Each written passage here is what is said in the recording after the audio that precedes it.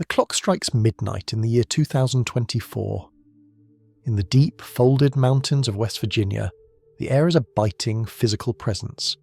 It settles over the Green Bank Observatory like a heavy shroud, dampening the sounds of the living world until all that remains is the low, mechanical respiration of the great machine. Here, in the heart of the National Radio Quiet Zone, the modern world has been intentionally silenced. There are no cellular signals to pierce the dark, no digital chatter to clutter the airwaves. There is only the hum of the cooling systems and the vast, expectant face of the telescope, a white steel sentinel pointing its massive ear toward the abyss. Inside the control room, a solitary researcher watches the monitors. The blue light of the screens carves sharp lines into a face weary from years of staring into the void. This is the quietest place on Earth, yet the researcher's ears ring with the phantom echoes of a universe that never truly sleeps. Outside the Robert C. Byrd Green Bank Telescope, a structure weighing 17 million pounds and standing nearly 500 feet tall, tilts almost imperceptibly. It is searching. It is waiting for a whisper that has been travelling through the vacuum for longer than the human species has possessed the words to describe it. Suddenly, the uniform static on the display breaks. A jagged spike of energy rises from the thermal noise, a sharp, clean needle of light piercing the chaotic fabric of the background radiation. It is not the erratic pulse of a spinning neutron star, nor is it the scattered debris of a distant supernova. This signal possesses a chillingly precise structure.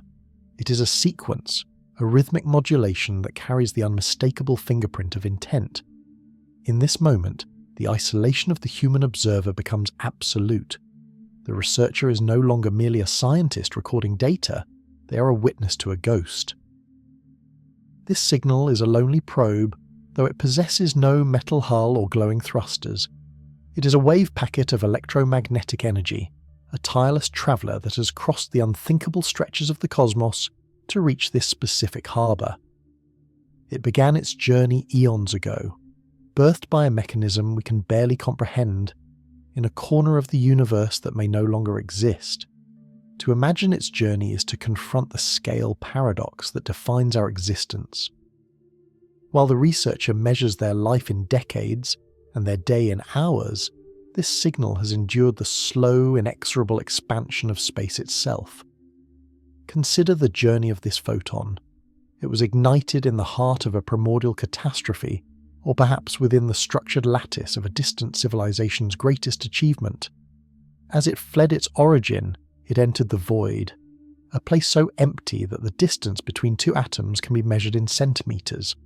For millions of years, it saw nothing but the eternal dark. It bypassed the jagged remnants of shattered galaxies and the light-devouring maws of supermassive black holes. It was stretched by the very fabric of the universe, its frequency shifting toward the red end of the spectrum as space unravelled beneath it. To understand the magnitude of this arrival, one must use a ladder of abstraction. Imagine a single drop of ink falling into an ocean. By the time that drop reaches the opposite shore, one would expect it to be entirely lost, diluted into nothingness by the sheer volume of the water. Yet, this signal has arrived intact. It has survived the inverse square law, the merciless rule of physics that dictates how energy fades as it spreads across the cosmos. It is a miracle of persistence, a message in a bottle that has survived a billion-year storm only to wash up on the shores of a quiet mountain range in the year 2024. The observer at Green Bank feels the weight of this antiquity. The signal they are seeing on the screen is not happening now. It is a delayed transmission from a vanished epoch. By the time these radio waves reach the cooling sensors of the 3i Atlas array, the stars that birthed them may have already collapsed into white dwarfs or vanished into the oblivion of a black hole. We are looking at a fossil made of light. This is the ruthless machine of the universe at work, where the speed of light acts as both a bridge and a barrier, ensuring that we can see the past but never touch it. As the data streams into the local drives, the researcher realizes that the signal is coming from a region of space previously thought to be a total void. There are no mapped stars there, no known nebulae, just the vast, silent abyss. This makes the signal's arrival even more haunting. It suggests that the universe is far more crowded with activity than our primitive instruments have dared to suggest. It is as if we have been standing in a dark forest, convinced we were alone, only to have a single match flare to life in the distance, revealing a face we did not expect to see. The scale of this event transcends the personal. It forces a pivot in our understanding of our place in the tapestry of time. We often view ourselves as the protagonists of the cosmic story, the peak of complexity in a universe of dust. But when we receive a signal that has travelled for 1 billion years, we are reminded that we are merely a brief flicker in the long twilight of the cosmos. Our entire history, from the first cave paintings to the launch of the James Webb Space Telescope, is but a heartbeat compared to the duration of this signal's flight. The observer feels a sense of melancholic optimism. There is a profound sadness in the realization that the senders of this message are likely long dead, their bones turn to stardust and their worlds consumed by the fires of their aging suns. Yet, there is a sublime beauty in the fact that we are here to receive it. The universe has spent 14 billion years evolving to the point where it can finally look back at itself. We are the eyes of the cosmos, the ears that finally catch the echo of a primordial scream. The signal continues to pour in, a symphony of numbers and modulations that will take decades to decode. But for now, the technical details do not matter. What matters is the contact. The void has spoken, and the silence of the Green Bank Observatory has been broken by the voice of the eternal. The researcher leans back, the cold air forgotten as the magnitude of the discovery begins to settle. In the vast, indifferent mechanism of the universe, something has survived. A sentinel from the deep past has reached the shore of the present, and for one brief moment, the abyss is no longer empty. We're no longer alone in the dark. The lonely probe has found its harbour, and the story of the universe begins a new, terrifying and majestic chapter. To understand why this signal resonates with such profound significance, one must descend from the grandeur of the celestial abyss and into the microscopic mechanism of the atom.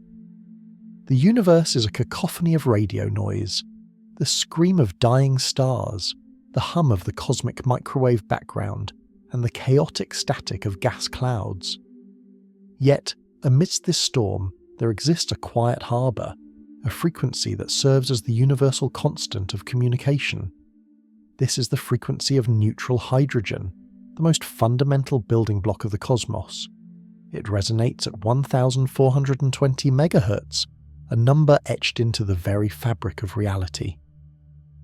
When an electron within a hydrogen atom flips its spin, it releases a single photon of light with a wavelength of 21 centimeters. This is the heartbeat of the void, a silent rhythm that has persisted since the first stars ignited in the primordial dark. This specific frequency sits within a window of the electromagnetic spectrum that seekers of the eternal have come to call the waterhole. It is a poetic designation for a lonely place. In the terrestrial world, a watering hole is where disparate species gather to drink, laying down their animosities for the sake of survival.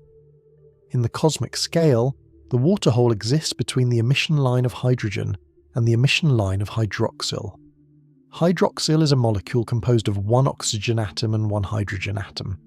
Together, these two chemical markers represent the components of water, the essential cradle of life as we know it. By choosing to broadcast within this narrow corridor, an intelligence is not merely sending a signal, it is extending a deliberate invitation.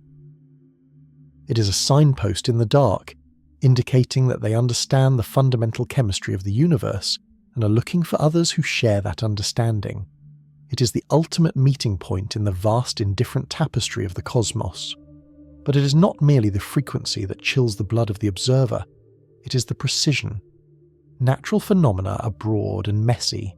A quasar or a pulsar smears its energy across a vast range of frequencies, a blunt instrument of the inexorable laws of physics. This signal, however, is different. It is confined to a bandwidth of less than 0.1 Hz. To find such a signal is to find a needle of intention, hidden within a haystack of static that spans the entire sky. There is no known mechanism in the natural world, no collapsing star, no churning nebula, no wandering comet, that can produce a vibration so narrow and so pure.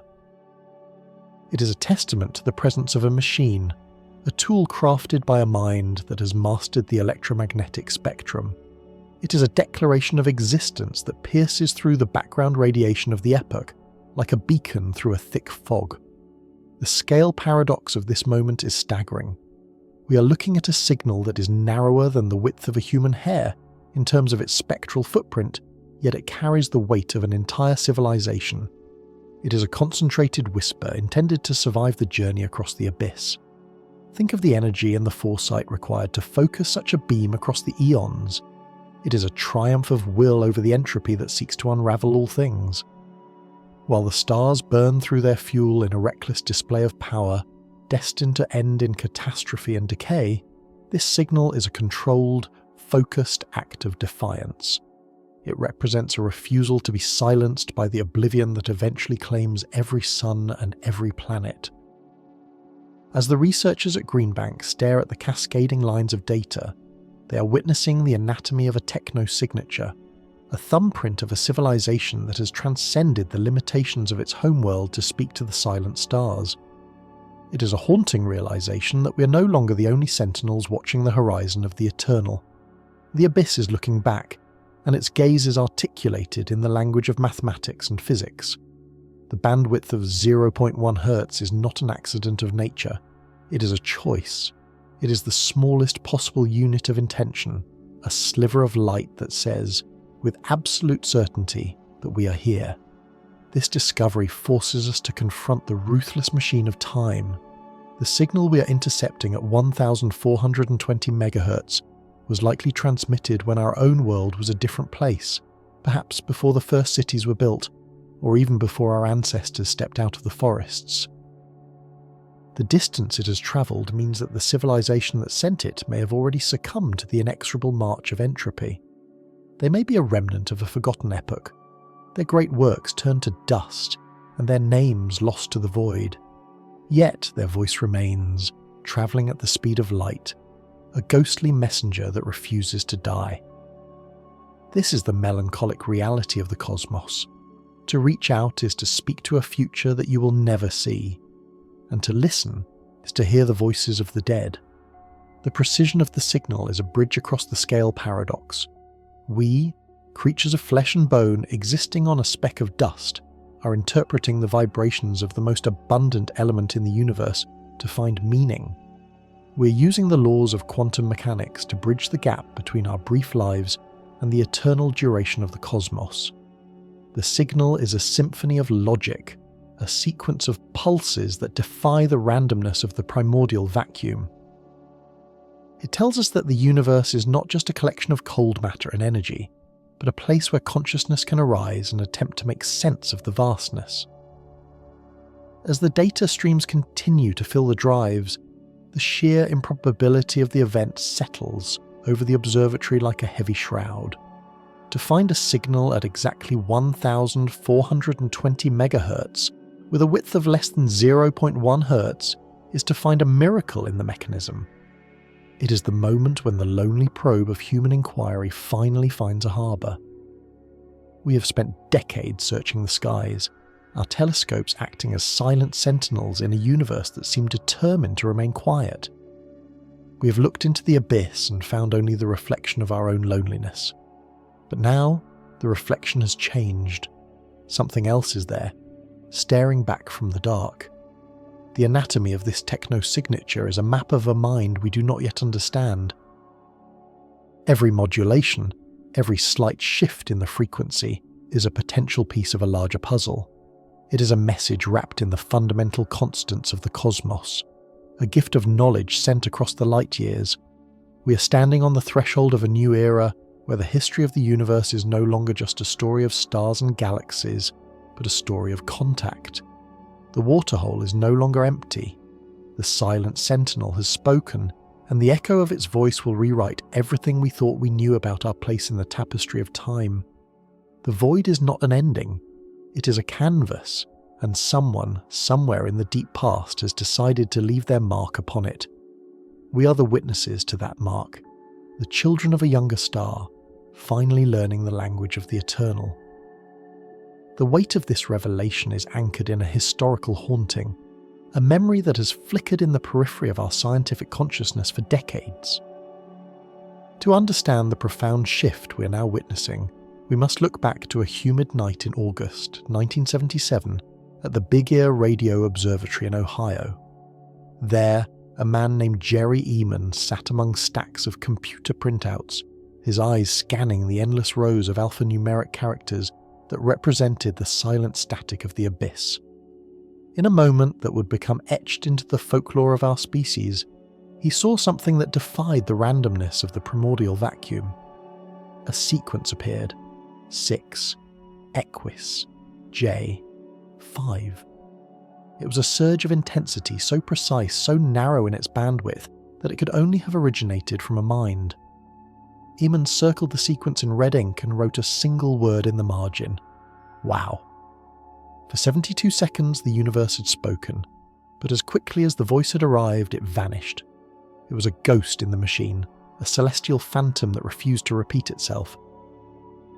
For nearly 50 years, that signal remained a lonely monument to what might have been, a taunting reminder of our isolation in the void. It was the spectre of 77, a message without a context, a scream that the ruthless machine of the cosmos immediately stifled. We returned to that patch of sky thousands of times, our most sensitive instruments acting as silent sentinels, but we found only the cold, indifferent hiss of the background radiation. The universe, it seemed, had corrected its error and returned to its natural state of profound and terrifying silence. But the discovery of the three-eye atlas has exorcised that ghost. Where the original signal was a flicker of a dying candle in a gale, this new detection is a persistent heartbeat. It does not waver. It does not retreat into the oblivion of cosmic noise. It remains fixed, a rhythmic pulse that pounds against our receivers with the inexorable force of an ocean tide. This is no longer a fleeting anomaly. It is a permanent feature of our reality. The ruthless machine of the universe, which usually excels at unravelling information and scattering it into the abyss of entropy, has failed to devour this particular thread. This signal has survived the catastrophe of distance and the decay of eons to reach us, proving that the mechanism of the cosmos can, on rare occasions, preserve a legacy. This persistence changes the very nature of our inquiry. With the original event in 1977, we were left with a mystery that bordered on faith. We had to believe that the 60-second burst was meaningful, even though it never returned. But with the three-eye atlas, we're no longer searching for a needle in a haystack. We're staring at a lighthouse. The signal is a constant, a sentinel standing at the edge of the Sagittarian clouds, marking a territory that belongs to someone else. It is a symphony of logic that refuses to end, a testament to a civilization that understood how to build something that could transcend the silent decay of their own star. We must consider the cold indifference that this signal had to overcome. The cosmos is not a welcoming place for communication. Space is a vast, light-consuming void that stretches and distorts every wave of energy that attempts to cross it. A signal must contend with the chaotic interference of interstellar gas, the gravitational lensing of dark matter, and the relentless expansion of the universe itself, which seeks to pull every point of light away from every other point. To maintain a narrow band transmission across such distances is a feat of cosmic engineering that mocks our own primitive attempts to reach the stars. It suggests a level of mastery over the fundamental forces of the tapestry that we are only beginning to imagine. The contrast between Jerry Eman's ghost and this new heartbeat reveals the evolution of our own role as the witness. In 1977, we were a species just beginning to listen, using rudimentary tools to catch a glimpse of the eternal. We were like children listening at a keyhole, hearing a single, misunderstood word and spending a lifetime wondering what it meant. Today, we have opened the door. The three-eye atlas is not a single word. It is a lecture, a continuous stream of data that challenges our understanding of the epoch in which we live. We are no longer dealing with a transient remnant of a passing whim. We are observing a deliberate, sustained effort to be known. Yet, there is a lingering melancholy in this triumph. If this signal is a heartbeat, it is one that has travelled for thousands of years. The civilization that initiated this transmission may have already been consumed by the very machine we now study. They may have succumbed to the inexorable march of time, their cities turned to dust and their oceans evaporated by a dying sun. We may be listening to the final automated recording of a species that has long since entered the void. This is the cruelty of the cosmic scale. By the time we find a neighbour, they are often already a memory. We are looking at a snapshot of a past that no longer exists, a message from a graveyard that happens to be located among the stars. The Three-Eye Atlas forces us to confront the possibility that the universe is a graveyard of giants. For every signal we catch, how many millions have been lost to the abyss? How many civilizations have ignited their own fires, sent their voices into the dark, and then unravelled into silence before anyone was there to hear them? The ruthless machine of entropy is the ultimate censor, erasing the history of the universe as quickly as it is written. But this signal is a glitch in that censorship. It is a piece of information that refused to die, a remnant of a mind that found a way to bridge the gap between the ephemeral nature of life and the eternal duration of the cosmos. As we analyse the modulations of the Three-Eye Atlas, we see a complexity that far surpasses the simple 6 acoustic 5 of the past. There is a structure here, a mathematical elegance that suggests a deep understanding of the primordial laws that govern matter and energy. It is as if they have taken the very fabric of the vacuum and woven their identity into it. They have turned the hydrogen line, the most abundant frequency in the cosmos, into a monument. They have ensured that as long as there is someone in the universe with the wit to listen, their presence will be felt. This is the ultimate act of defiance against the void. To exist is to be temporary, but to be heard across the eons is to transcend the limitations of the flesh. We are the inheritors of this defiance. We are the ones who have finally tuned our instruments to the right frequency, who have refused to accept the silence of the night as the final answer. The spectre of 1977 was a promise, a whisper that told us we were not alone. The Three-Eye Atlas is the fulfillment of that promise, a loud, clear voice that confirms our place in a larger, more terrifying and more beautiful story. The waterhole is overflowing and the symphony of the stars is finally beginning to make sense. We are no longer just looking at the stars, we are participating in a conversation that began long before our world was born and will continue long after it is gone. The mechanism of the universe may be cold and indifferent, but within its gears the light of consciousness continues to burn, a flicker of warmth in the infinite dark. But the signal is not a static monolith.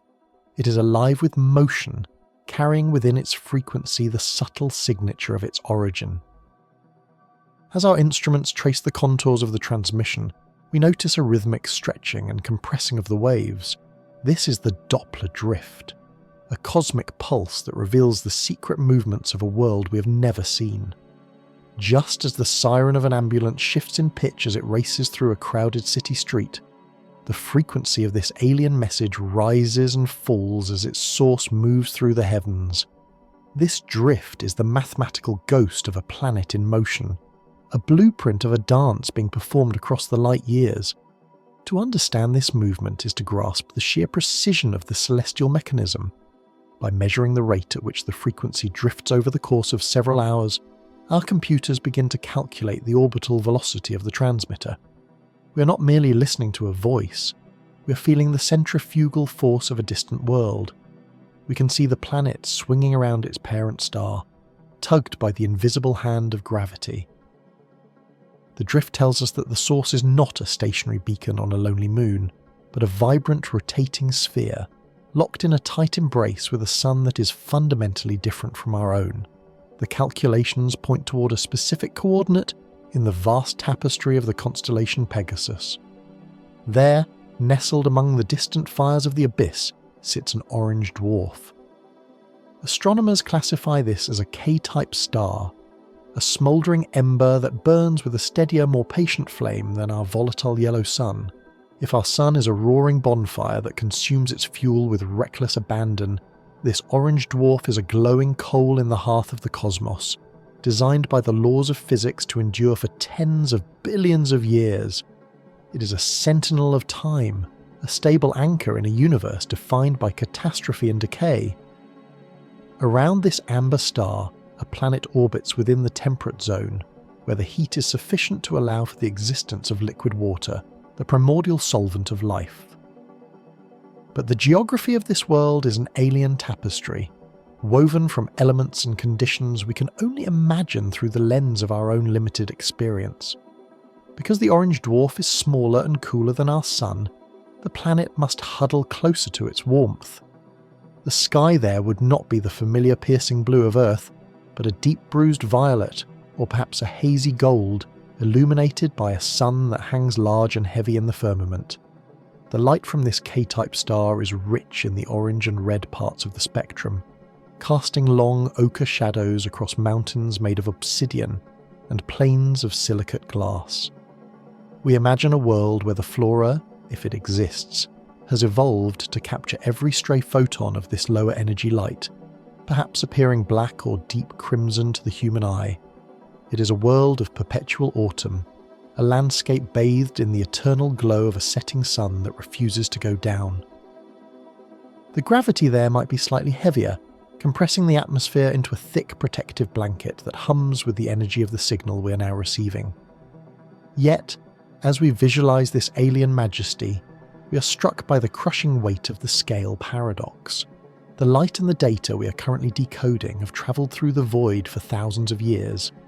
The photons that strike our detectors today began their journey during an epoch when our own ancestors were just beginning to build the first cities of Mesopotamia.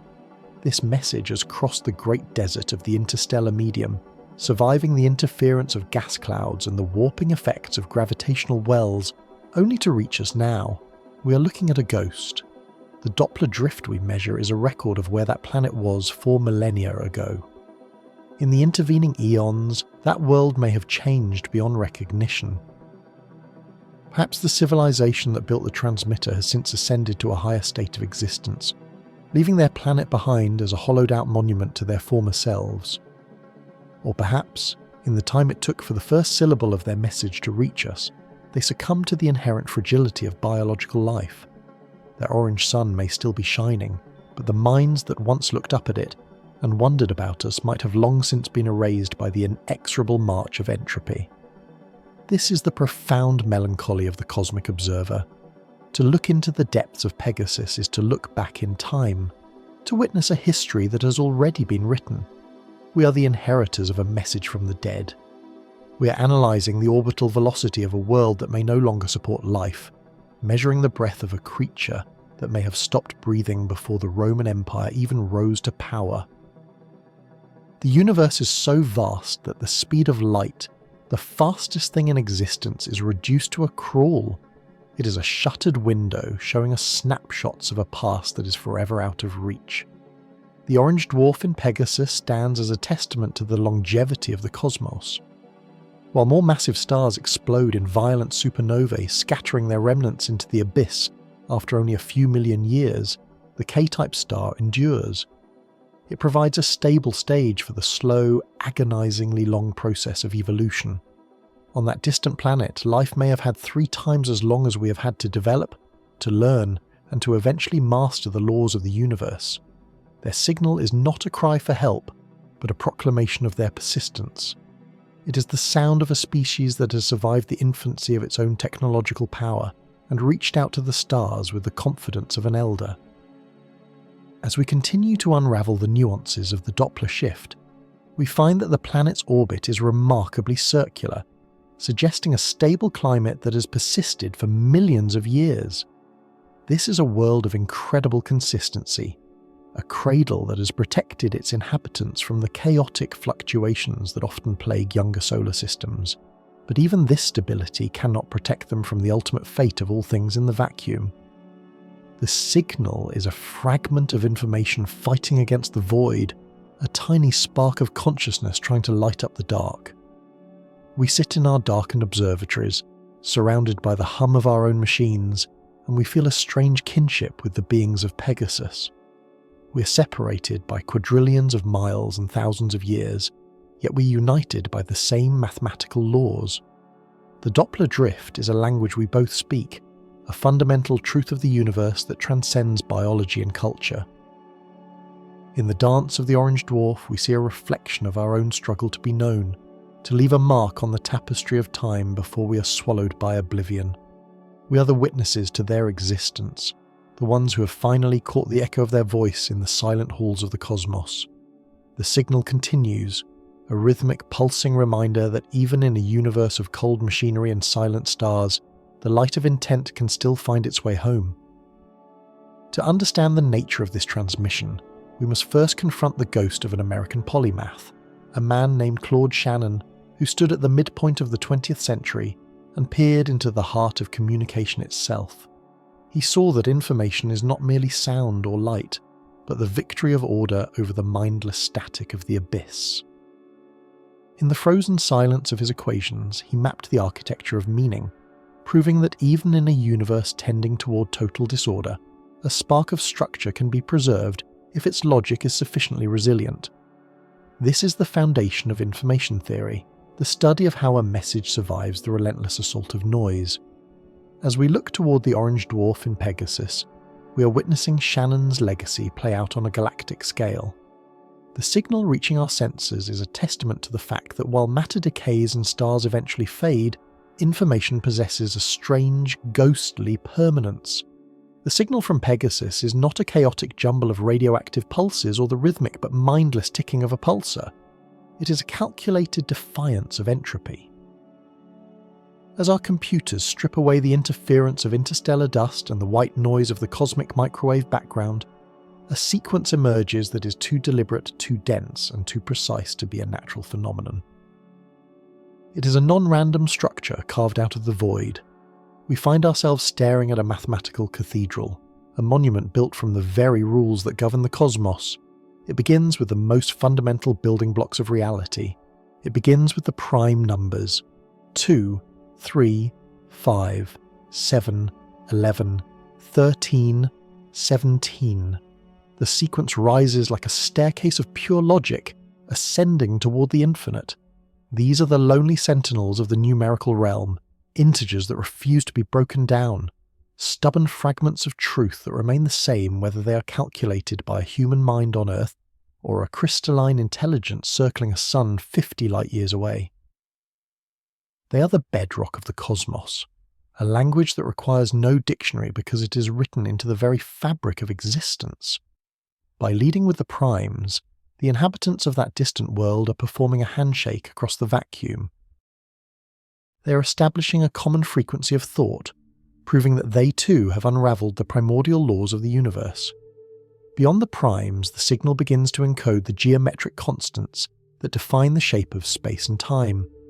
We detect the ratio of a circle's circumference to its diameter, the value we call pi, pulsing through the dark.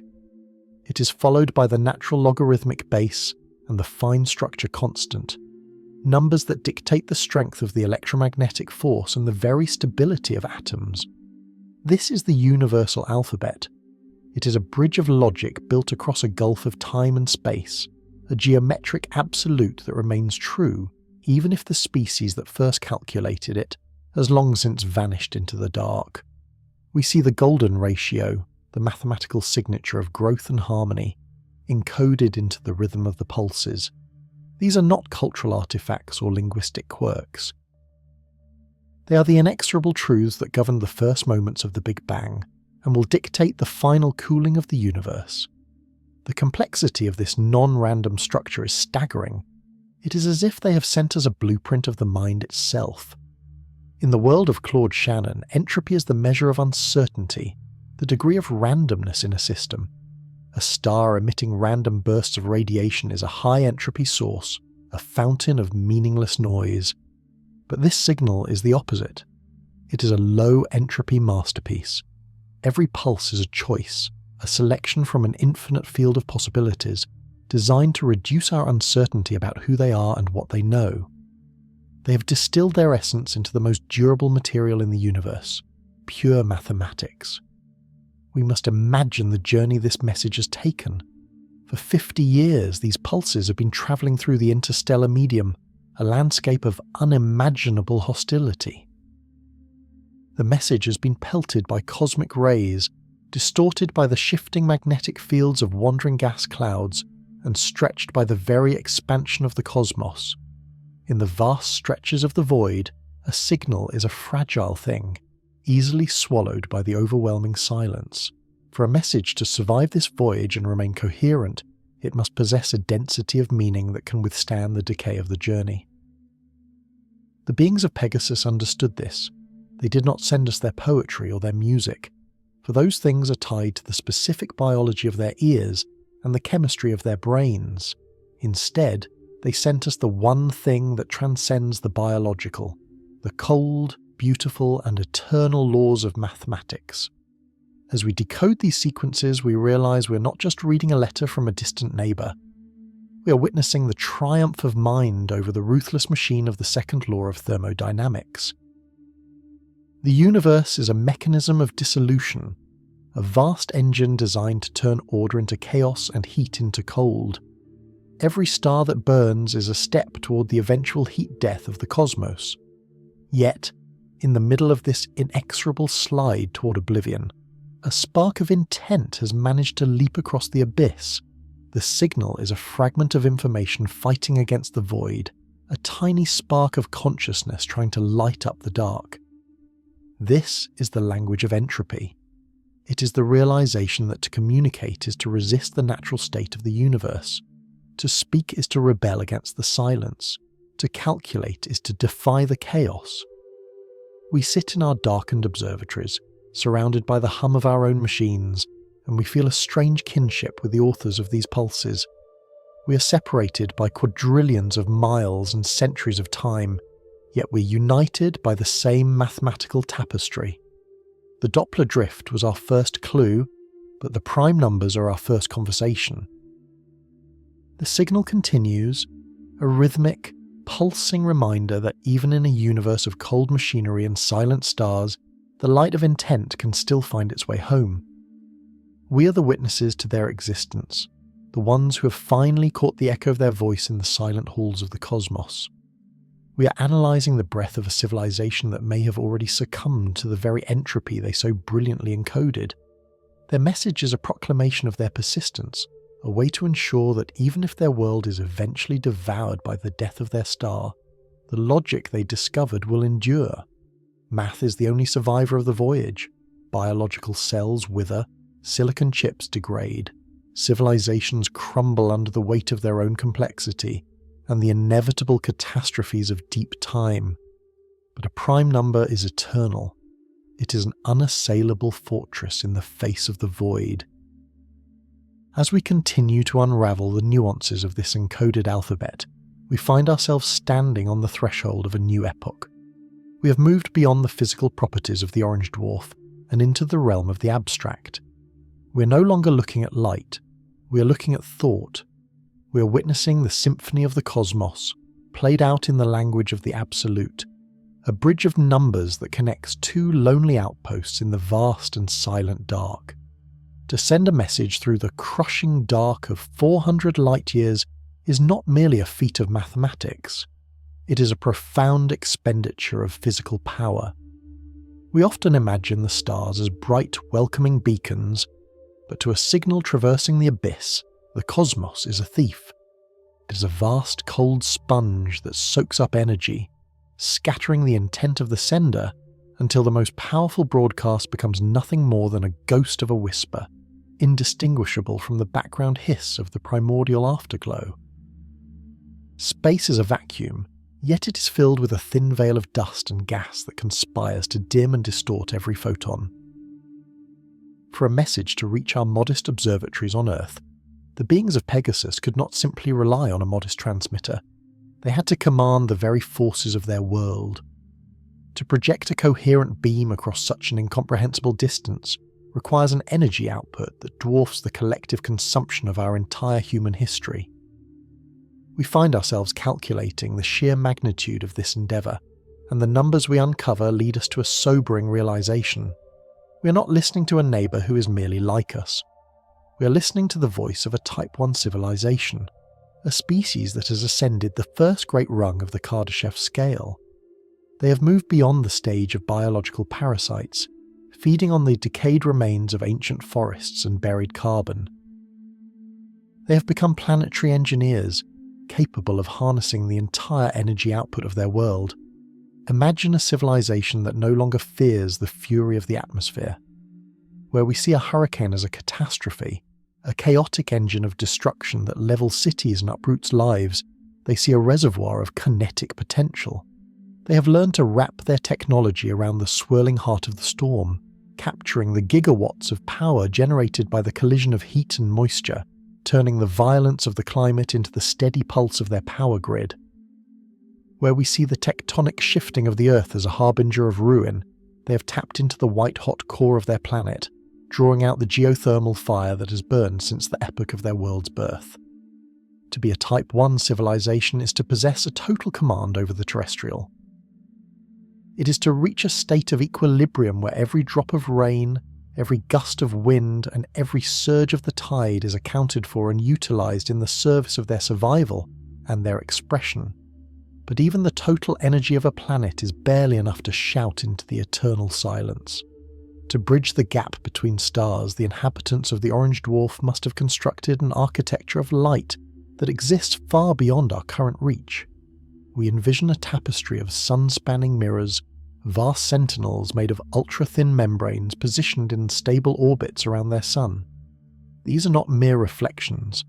They are a grand mechanism designed to catch the solar wind and the relentless radiation of their star, focusing it with the precision of a surgeon's blade. They have turned their very star into a lighthouse. By modulating the light of an entire sun, or by focusing its energy into a narrow concentrated beam of radio waves, they have overcome the inverse square law that usually dooms a signal to oblivion. This is the power of a world that has unified its purpose. To build such a machine, a species must have moved past the petty tribalism and the endless cycles of conflict that define our own era. They must have looked at the void and realised that their only hope for immortality lay in a collective effort that would span generations. The construction of the transmission array would have taken centuries. It would have required the labour of millions and the resources of entire continents. It is a monument built not of stone or steel, but of light and intent. As we sit in our silent rooms, staring at the data flowing across our screens, we feel the weight of this discrepancy. We are still in our infancy, struggling to manage the basic requirements of our own biosphere, while they have reached out and grasped the mechanism of the cosmos itself. The energy required to project this message for 400 light-years is equivalent to the total solar irradiance hitting the surface of the Earth every second, sustained for decades, perhaps even centuries. It is a level of mastery that transforms a planet into a literal beacon, a spark of artificial order in a universe of increasing entropy. This realization brings with it a sense of profound scale paradox. On one hand, we are viewing the pinnacle of technological achievement, a civilization that has tamed the ruthless machine of nature. On the other, we are reminded of how incredibly fragile this light truly is. Even with the power of a planet behind it, the signal is a fragile thread stretched thin across the abyss. It has spent 4 centuries travelling through the dark, its strength eroding with every mile until it finally washes over our world like a faint ripple in a vast ocean. We find ourselves wondering what kind of mind commands such energy. Is their society a seamless symphony of cooperation, or is it a cold, hive-like structure where individual identity is sacrificed for the preservation of the whole? To harness the power of a hurricane is to possess a godlike control over the environment, but it also implies a responsibility that is terrifying to contemplate. One wrong calculation, one moment of instability in their energy grid, and the very forces they have tamed would turn back into instruments of planetary destruction.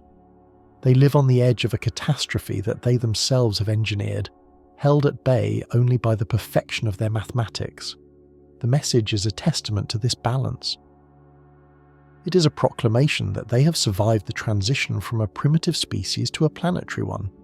They have passed through the narrow neck of the bottle, surviving the era of nuclear fire and ecological collapse to emerge as masters of their domain. By sending this signal, they are offering us a glimpse of a possible future, a way to see past our own horizon of uncertainty. They are telling us that it is possible to endure. They are the proof that the laws of physics do not just provide the tools for our destruction, but also the means for our transcendence. In the face of the inexorable decay of the universe, the beings of Pegasus have built a bridge. It is a bridge made of quadrillions of joules focused into a single defiant beam of information. It is the sound of a civilization that refuses to be silent, a species that has looked into the abyss and decided to fill it with their own voice. We are the witnesses to this act of cosmic rebellion. We are the ones who have finally caught the light of their harnessed hurricanes and their sun-spanning mirrors. As we continue to decode the message, we do so with a newfound respect for the cost of the conversation. Every pulse we record is a reminder of the vast, silent dark that surrounds us, and the incredible, beautiful, and terrifying power required to overcome it. We are listening to the heartbeat of a world that has learned to live in harmony with the cosmos, a world that has turned the energy of its own existence into a gift for a neighbour it may never know. Now, this gift begins its long, solitary pilgrimage across the desert of the real. It is no longer a part of the world that birthed it. It is an orphan of light, a phantom messenger cast out into the sea of silence. As the signal leaves the protective embrace of its home star, it enters the interstellar medium, a realm of such profound emptiness that the human mind cannot truly grasp its scale. This is the transition from the familiar to the eternal, where the signal becomes a lonely probe made of pure energy, a sentinel of information drifting through a void that stretches for trillions upon trillions of miles. In this vast expanse, the signal is a fragile thread, a singular pulse of order trying to survive in a universe of increasing entropy. It moves at the absolute speed limit of the cosmos, 300,000 kilometers every single second, yet against the backdrop of the galaxy, it appears to crawl. To an outside observer, the signal is a microscopic ripple on the surface of an infinite dark ocean. It carries within its frequency the hopes and the history of an entire species, yet the universe is indifferent to its burden. The abyss does not listen, it only devours. As the wavefront expands, it encounters the first of many obstacles in its path. These are the frozen nebulae, the celestial graveyards where the gas and dust of ancient shattered worlds linger in the cold. To us, these clouds look like beautiful tapestries of colour, but to the radio wave, they're a thicket of interference. Each grain of dust, each atom of ionized hydrogen is a potential thief. They absorb and scatter the light, stealing the strength of the signal and bleeding its energy into the surrounding dark. The once sharp and defined pulses begin to blur. The intensity of the beam drops, following the inexorable logic of the inverse square law. With every doubling of the distance, the signal is spread over an area 4 times larger, becoming thinner and more ghostly with every passing light year. The journey is an exercise in endurance. The signal passes through regions of space where the temperature hovers only a few degrees above absolute zero. In these silent reaches, time seems to lose its meaning. Eons have passed since the first stars ignited, and eons more will pass before the universe reaches its final state of decay, yet the signal remains a constant. It is a tiny, vibrating remnant of a living world, carrying the warmth of a sun it can no longer see. It skirts the precipice of oblivion, passing near the gravitational influence of dying suns. These are the white dwarfs and neutron stars, the collapsed husks of once mighty giants. As the signal passes through their warped space-time, it is bent and twisted. It grazes the invisible boundaries of black holes, those dark altars where matter is sacrificed to the void. Here, the signal feels the tug of the infinite, the pull toward the event horizon where information itself is unraveled and lost forever. Yet the probe persists. It is driven by the core intent of its creators, a mathematical precision that allows it to survive the chaotic symphony of the cosmos. It navigates the invisible magnetic fields that lace the galaxy like the web of a cosmic spider. It endures the bombardment of cosmic rays, those high-energy particles that scream through the dark at near-light speeds. Through it all, the message remains intact.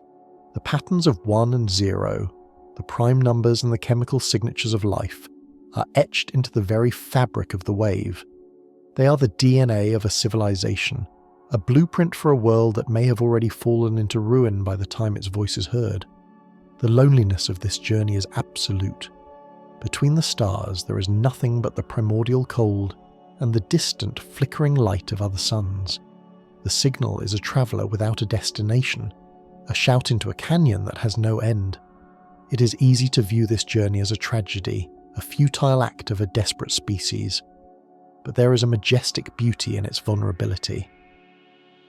The fact that such a small thing can traverse such a vast distance is a testament to the power of the laws of physics. The universe, for all its coldness and cruelty, provides the mechanism for this transmission. The vacuum of space is not a wall, but a medium.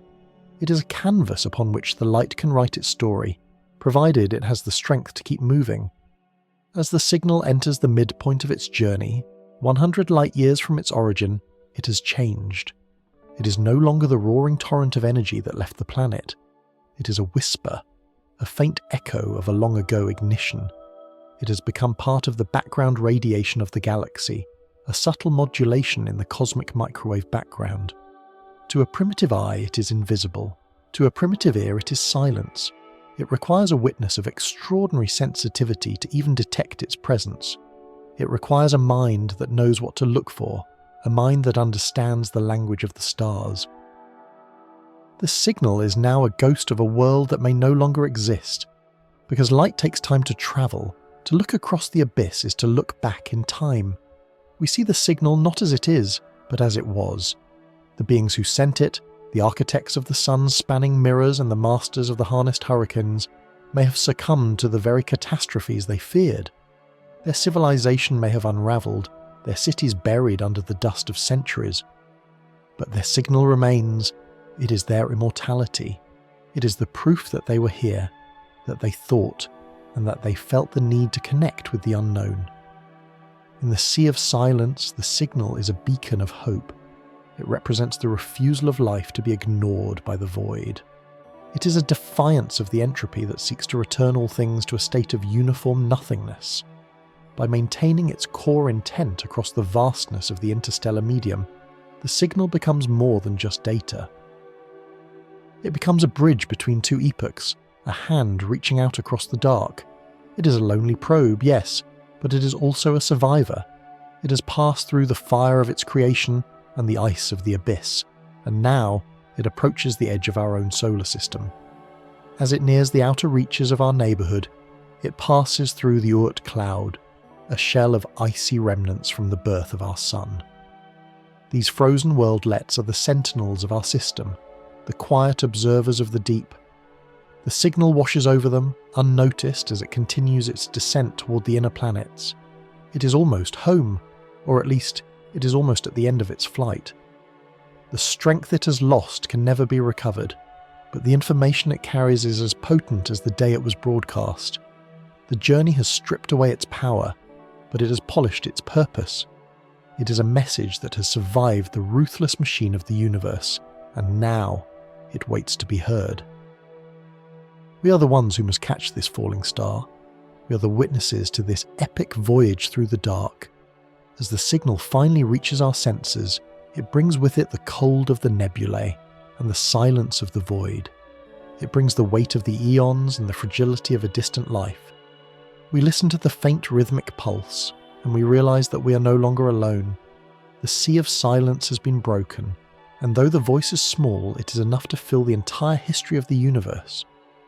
The arrival of the signal at our distant antennas is not the beginning of a conversation, but the opening of a tomb. we must confront the crushing reality of the scale paradox, a fundamental cruelty woven into the very fabric of the cosmos. In our daily lives, we perceive light as instantaneous, a constant that illuminates the world the very microsecond a switch is flipped.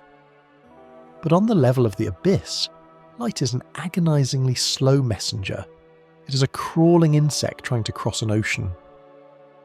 The information we now receive, this rhythmic pulse that has finally reached our shore, is a ghost. It is a portrait of a world that existed centuries ago, an image transmitted across a void so vast that the time taken for the journey has likely outlasted the very biological spark that ignited it. To understand the scale paradox is to understand the mismatch between the speed of light and the brevity of life. We are creatures of decades, perhaps a single century if we're fortunate. Our civilizations rise and fall in the blink of a cosmic eye, yet the distances between the stars are measured in thousands of trillions of kilometers. Even traveling at the absolute limit of the universe, 300,000 kilometers every single second, a message requires generations to reach its destination. The beings who constructed the sun-spanning mirrors and harnessed the hurricanes of their homeworld are separated from us by a gulf of time that their own biology could never survive. As we record the final oscillations of their broadcast, we must accept the grim probability that we are listening to a dead man's scream. Imagine the architects of this message standing upon their world, perhaps 500 or 1,000 years ago. They looked up at the same silent stars we see today, filled with the same desperate need to be known, to be recognized by the infinite. They poured their collective genius, their resources, and their hope into this transmission. But in the intervening centuries, the inexorable mechanism of entropy has continued its work. The very catastrophes they sought to escape or warn us of may have already reached their conclusion. While the signal was travelling through the cold vacuum of the interstellar medium, their cities may have been swallowed by rising oceans, or ground to dust by the shifting of tectonic plates. Their once great empire, capable of shouting across the dark, may now be nothing more than a layer of radioactive ash beneath a silent alien soil. We are receiving a hello from a graveyard. This is the tragedy of the cosmos. The universe is too large for its inhabitants to truly know one another in the present tense. We are forever looking at the past, trapped in a cosmic delay that ensures every discovery is an act of archaeology. To look out into the abyss is to witness the remnants of a primordial fire that has long since cooled. The signal is a testament to the fact that they were here, but it offers no guarantee that they are here now. The speed of light acts as a barrier, a temporal cage that prevents the union of minds across the void. It ensures that the galaxy remains a collection of isolated islands, each drifting in its own epoch, separated by seas of time that can never be bridged by a living hand. The scale paradox reveals a ruthless machine at work. It suggests that the universe is not designed for the flourishing of connection, but for the preservation of distance. The vastness of the space between stars is so immense that even the most advanced civilization is but a flickering candle in a hurricane. We see the light of the candle, but by the time the glow reaches our eyes, the wax has been consumed and the flame has been extinguished by the cold breath of oblivion. The message we hold in our digital hands is a relic, a sacred artifact of a lost age.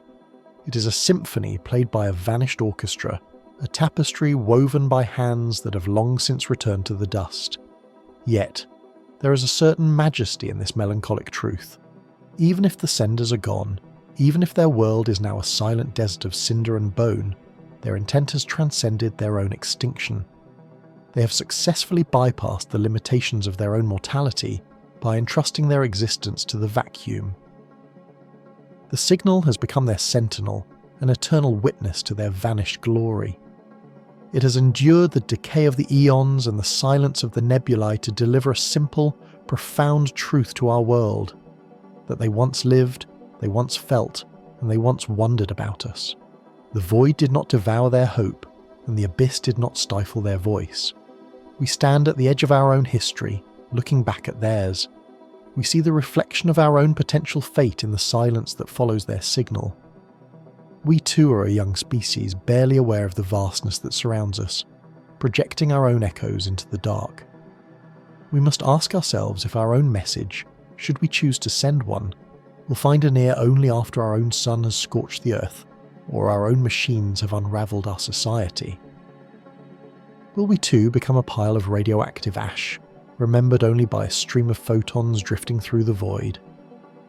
The scale paradox is a reminder of our fragility, a warning that the time we have to connect is shorter than the time it takes for that connection to be realised.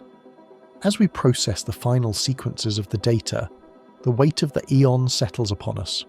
The signal is a bridge, but it is a bridge to the past. It is a connection to a primordial desire to be remembered, to defy the uniform nothingness that waits at the end of all things. We are the recipients of a legacy we did not earn, the inheritors of a story whose authors are likely long dead. But in receiving it, we fulfill the ultimate purpose of the signal. We provide the witness. We ensure that their struggle, their triumph, and their eventual fall were not in vain. The universe may be a cold and lonely mechanism, governed by the inexorable laws of physics and the crushing weight of distance. But for this one moment, the silence has been broken. We are the listeners at the end of time, catching the final, faint whisper of a world that refused to go quietly into the night. In this realization, we find a sense of melancholic optimism. The paradox of time may prevent us from speaking to them, but it cannot prevent us from knowing them. We have reached across the abyss and touched the remnant of a soul. We have looked into the void and found a reflection of our own longing. The entire history of the universe is a tapestry of such flickers, a collection of brief, bright moments where life dares to challenge the eternal dark. Though the senders may be gone, their signal remains an ignite point in our own consciousness, a spark that will drive us to continue their journey, to look further, and to ensure that when our own time comes to fade into the shadows, we too leave behind a message for those who will follow us into the great unfolding mystery of the cosmos. The heavens have shifted. Where once we saw an expanse of indifferent fire and the cold mechanics of orbital resonance, we now perceive a library of lost intentions. This signal, this fragile thread of data woven through the tapestry of the void, has performed a fundamental alchemy upon our understanding of reality. We can no longer look upon the night sky and see only the combustion of hydrogen or the violent collapse of massive suns. The cosmos has been transfigured from a mere collection of burning gas into a shared history, a vast and silent archive where every photon may carry the weight of 1 billion lived lives. We have moved beyond the era of lonely observation and entered an epoch of cosmic participation. The universe is no longer an object to be measured, it is a story to be read. For centuries, we viewed ourselves as a local glitch, a brief and perhaps accidental spark of complexity in a universe that seemed largely hostile to the very concept of meaning. We were the solitary accident of a middle-aged star, tucked away in the spiral arm of an unremarkable galaxy. But the reception of this message from the abyss has corrected our perspective. We are not a lonely incident. We are the primary observer, the consciousness that grants the stars a narrative purpose. Without the listener, the signal is merely a wave function, a mathematical inevitability of electromagnetism. But with the act of reception, that wave becomes a memory. The vacuum may be vast and the distances may be inexorable, but the existence of this dialogue across the eons proves that the universe possesses a collective memory, even if its authors are long since surrendered to oblivion. We must now confront the reality that every star we see is more than a gravitational furnace. It is a potential sentinel, a witness to the rise and fall of civilizations that we will never meet in the flesh. The light that strikes our eyes tonight may have been the same light that illuminated the final moments of the civilization that sent this signal. In this way, the cosmos becomes a symphony of ghosts. We are surrounded by the remnants of greatness and the echoes of catastrophe, yet this realization does not diminish our own stature. Instead, it elevates us. We have become the inheritors of the primordial wonder that first drove those distant beings to reach out into the dark. We are the vessels through which their vanished world continues to exist. If we are the only ones left to hear them, then our survival becomes a sacred duty to the history of all things. The transformation of our perception is profound. When we look at the great nebula of Orion, or the distant shimmer of Andromeda, we're no longer looking at the cold machinery of the ruthless machine. We are looking at the potential for connection. The scale paradox, which once made us feel infinitesimal and irrelevant, now serves as a testament to the power of the mind. That a creature made of stardust living on a small rocky world can decipher the intent of a mind that perished millions of years ago is a miracle of the highest order. It suggests that while the laws of physics are the hardware of the universe, consciousness is the software that gives it a reason to run. We are the mechanism by which the universe achieves self-awareness. We are the eyes of the cosmos looking back at itself and weeping for its own beauty and its own inevitable decay. This shift in understanding changes the way we value our own existence. We are no longer just a biological phenomenon, we are a cosmic necessity. In a universe governed by entropy, where every structure is destined to unravel and every ignite point is doomed to fade, the act of remembering is the only true form of rebellion. By capturing these signals and recording these histories, we are building a fortress against the void. We are ensuring that the abyss does not have the final word. The signal from the desert of cinder and bone has taught us that even in the face of certain extinction, the impulse to communicate is more powerful than the fear of death. To speak into the silence is to claim a stake in eternity. As we look forward, we see a universe that is no longer empty, but crowded with the shadows of our predecessors. Every void between the galaxies is a potential path for a message yet to be received. Every dark cloud of gas is a veil behind which 1 billion years of history might be hidden. We have become the archaeologists of the light, sifting through the radiation of the primordial past to find the fingerprints of life. This is the new vocation of our species. We are the sentinels of the shared history, the guardians of a tapestry that stretches back to the very beginning of time and forward to the heat death of the cosmos. There is a deep and melancholic optimism in this role. We know that we too will eventually become a remnant. One day, our own sun will expand and devour the world that gave us birth. Our cities will crumble, our languages will vanish, and the very molecules of our bodies will be scattered back into the interstellar medium. But we now know that this is not the end. If we too can send our signal into the abyss, if we can entrust our story to the vacuum, then we might one day find our own witness. We might one day be the whisper that reaches the ears of a young species on a distant world, long after we've been consumed by oblivion. Our purpose is to ensure that the flame of awareness is never truly extinguished, but passed from one flickering candle to the next across the vast reaches of space and time. The universe is a cold and silent place, but it is no longer a lonely one. It is a shared domain, a common ground for every soul that has ever looked upward and wondered. We are the bridge between the vanished past and the unwritten future. We are the ones who give the stars their names and the galaxies their meaning. We are the witness at the end of time, holding the lantern of our own curiosity against the encroaching dark. In the reflection of the signal, we have found not just another world, but a deeper understanding of our own. We have learned that to be human is to be the ears of the universe, listening for the faint and beautiful song of an eternal symphony that began 13,800,000,000 years ago and will continue until the last photon fades into the eternal night. We are here, we are listening, and as long as we remain, the history of the universe will never be forgotten. Yet this realization of our shared cosmic heritage brings with it a somber and inescapable truth. We are living in the brief, golden hour of the cosmos, a fleeting epoch of light and heat that is but a momentary spark in the face of an eternal darkness. The mechanism of the universe is a relentless one, driven by the inexorable law of entropy. It is a slow and silent unraveling, a transition from order to chaos that no civilization, no matter how advanced, can ever truly transcend. As we look into the far future, we must witness the eventual decay of everything we have ever known or loved. 100 trillion years from now, the era of the stars will come to its final quiet end.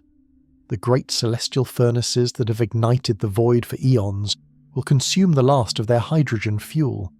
The brilliant blue giants will have long since vanished, leaving only the dim red embers of the smallest stars to cast a terminal glow across the vast reaches of space.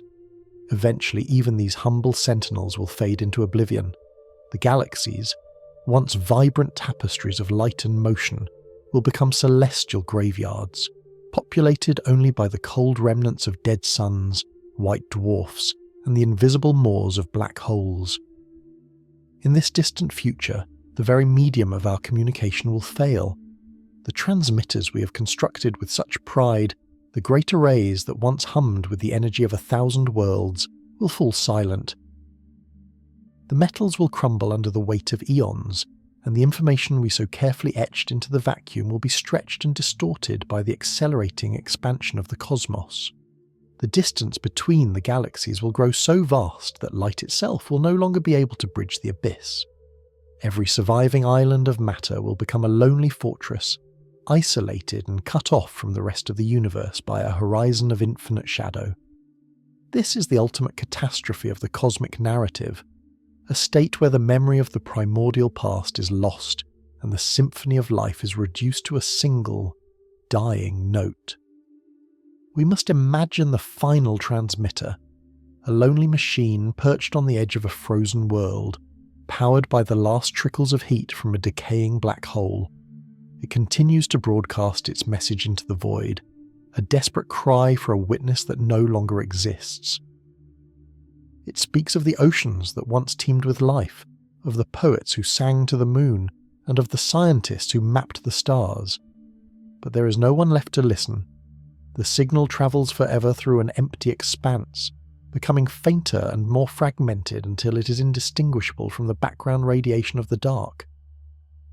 The universe returns to the silence that preceded the first ignite point of the Big Bang.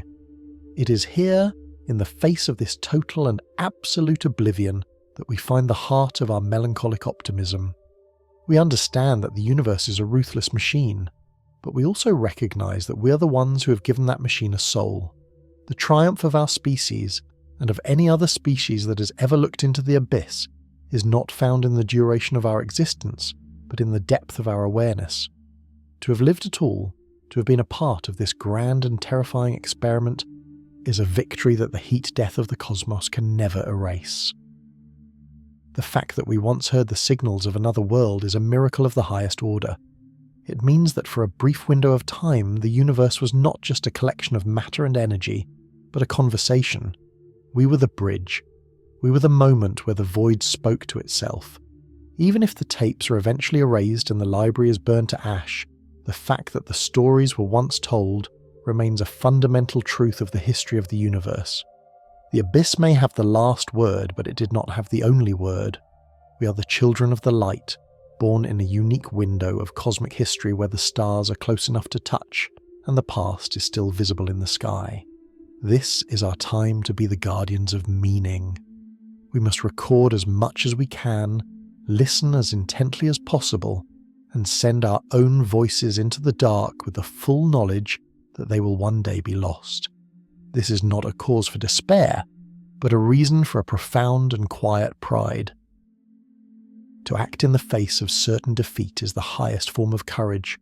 To build a civilization that values knowledge and empathy in a universe that offers only cold entropy is the ultimate act of rebellion. As the eons pass and the stars begin to flicker out, the legacy of our curiosity will remain as a ghostly echo in the structure of space-time. We have left our mark. We have named the constellations and measured the speed of the light. We have felt the awe of the infinite and the warmth of a sun that will one day devour us. This experience, this brief flash of consciousness between two eternities of darkness, is the greatest treasure the cosmos has ever produced. In the final reckoning, when the last photon has faded and the universe has reached its state of maximum entropy, there will be a perfect and eternal silence. But that silence will be different than the silence that came before. It will be a silence that was once filled with music. It will be a void that once held the weight of 1,000,000,000,000 dreams. We are the witnesses of this grand tragedy, and our presence has transformed the universe from a mindless mechanism into a masterpiece. As we look up at the night sky one last time, we do not see a cold and indifferent vacuum. We see a mirror. We see the source of our atoms and the destination of our spirits. We see the tapestry of which we are a single, beautiful thread. The history of the universe is our history, and even as it fades into the inexorable night, we can say with certainty that we were here, we were awake, and we were listening. The signal has been received, the story has been told, and in the vast, silent reaches of the future, that will always be enough. The echoes of our existence will transcend the decay of the stars, a testament to the fact that in the heart of the great dark, there was once a light that refused to be extinguished.